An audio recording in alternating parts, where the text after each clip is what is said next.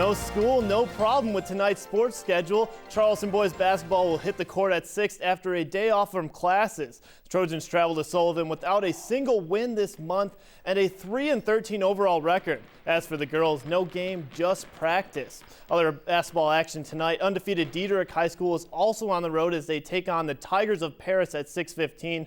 And a little later tonight, Teutopolis High School looks to bounce back from only their third loss of the season as they take on the Braves of Mount Zion at 8.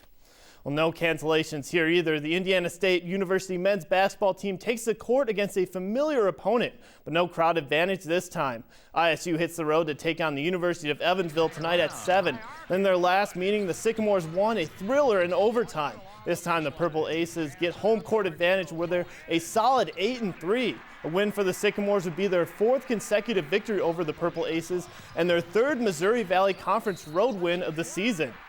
This team has a tough time on the road, too. The University of Illinois was simply outmatched against the University of Michigan last night, and it showed in the stats. Wolverines held U of I to just under 39% from the field and had 13 more rebounds than the Illini. U of I forward Jackie Grant made up for a little under half of the team's rebounding while also scoring 17 points. The Illini look to overcome their 5th straight loss against Nebraska Thursday at 7.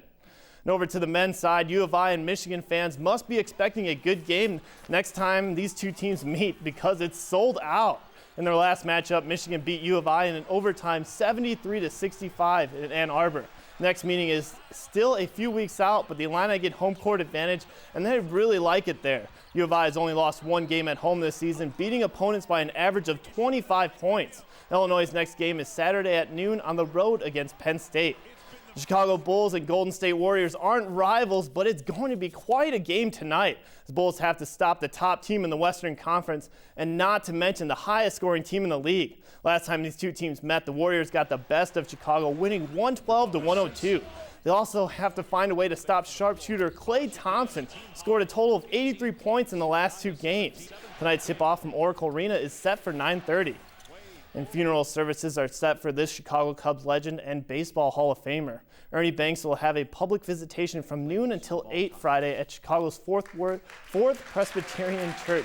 The church will also host a memorial service Saturday morning at 10.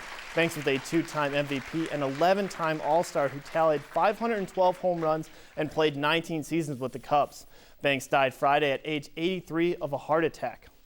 The Rams have gone from Cleveland to Los Angeles to St. Louis since joining the NFL in 1937. They could be positioning themselves for a return to the West Coast. The Rams have notified the city they intend to shift to a year-to-year lease agreement for the use of the Edward Jones Dome. The NFL has already said no moves would be made in this time for next season. Braden, Savannah, back to you.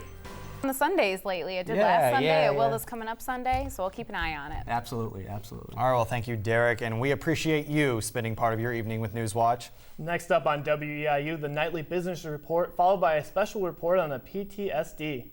Remember, if news is happening in your community, let us know by dropping us an email at news@weiu.net. You can also connect with us on Facebook or Twitter, where our handle is @WEIU Newswatch. Have a great night. We'll see you tomorrow.